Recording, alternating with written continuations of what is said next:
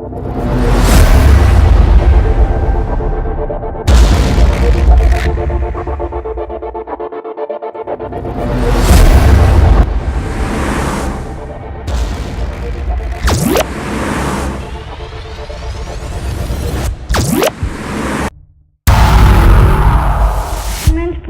are Nazario Street, overpass Luis Echeverria from north to south. Beca Ranza on the bridge that takes you to Galeries from north to south at the highest of Soriana San Isidro. Piano Carranza at the highest of IMS 2. The problem of traffic in Saltillo is very complex to tackle it. We have divided into sections: current situation, consequence, and solution. Neuronal. What do we know about the inner workings of the human mind? Surely everything. The humans do from designing skyscrapers to composing symphonies is not the product of simple cellular interactions. And yet, it might be because everything that humans do or think or feel is a result of these basic units of the brainstem. The neurons. The human brain contains more than 10 billion neurons. The neuron's power is a result of connections to other neurons. Each neuron is connected to as many as thousands of its neighbors. These trillions are connected. The structure, consisting of the cell, body, dendrites, and axon, and these neurons are essential to life because they make us do what we do and say what we say. The place where all the metabolic activities happen, the synthetic center of the cell, is the cell body. The dendrites receive messages from the more branches a dendrite has, the more information a neuron can receive. Axons pass messages away from the cell body to the end of the cell. The role of an axon is to convey the message to their neurons, muscles, or glands.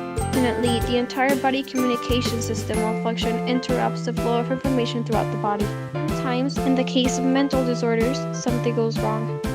Changes in the number of synapses are associated with numerous brain disorders, including Alzheimer's disease and epilepsy. Current situation bolting diagnosis in Saltillo.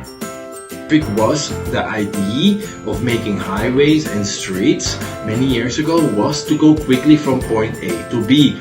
Today it's often not the case anymore, especially if you're in the city. Sometimes you would be faster running, relieving traffic jams now, and that's a clear point that the world has to address, because many cities and many metropolitan areas, they have traffic jams every day, contaminating the air, causing stress in people. It's unhealthy for people to be sitting in the car all the time, and of course it has a huge economical cost next to the health cost it already has. I think they reflect our society's lack of better alternatives to organize ourselves in terms of how we move and how we connect to the places we work and to the places we live. So they are the consequence of poor city planning and bad decisions as part of us citizens. Bueno, tenemos lugares, zonas donde se concentran más escuelas, como secundarias, primarias y preescolares, donde tenemos más flujo vehicular.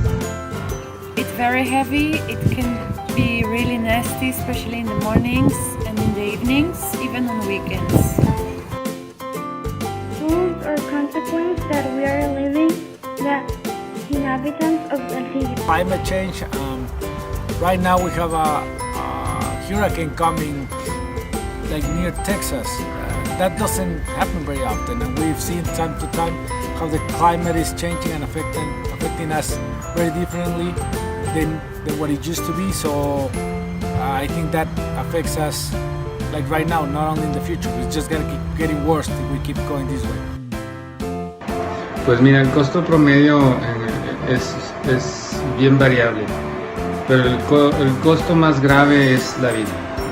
Porque muchas de las ocasiones los vehículos están funcionales, se retiran de las vías para evitar otros accidentes. En otras ocasiones los vehículos quedan dañados y es necesario meter la grúa, moverlos, arrastrarlos con grúa, y nos tardamos un poquito más, pero es alrededor de 15 a 40 minutos, a 30 minutos, tarda una hora en arribar.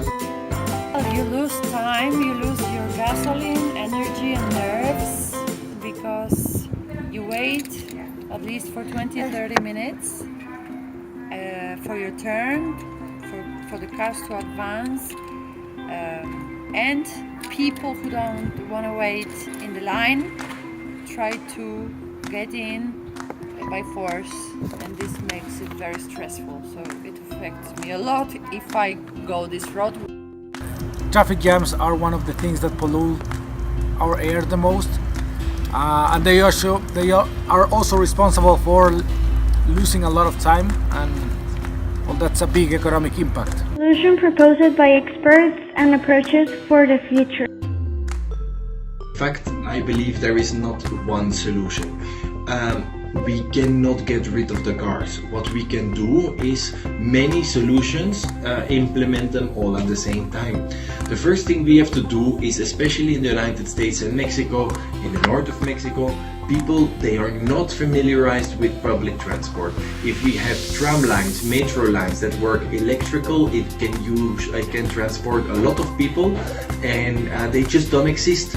There's a little metro in Monterrey, but Saltillo has nothing, Torreon has nothing.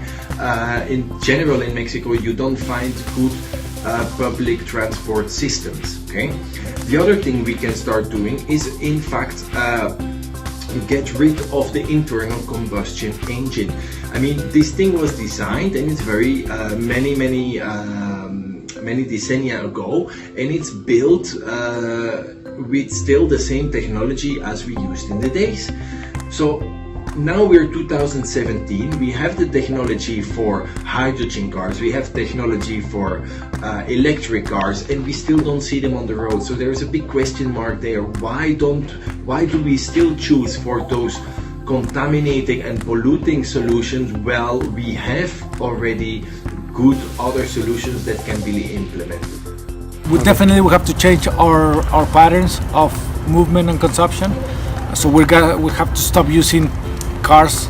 We have to start using more public transportation, and when possible, sustainable vehicles like bicycles or just walking. So we have to change our attitudes first, but then we also have to change the type of cars we're driving. Within the car industry, we have different solutions like the electric cars. So Tesla is growing very big, and hopefully it will be one day will be mainstream, so we can stop polluting because of gasoline and like motor vehicles, and move more to a more earth-friendly solution like electric cars.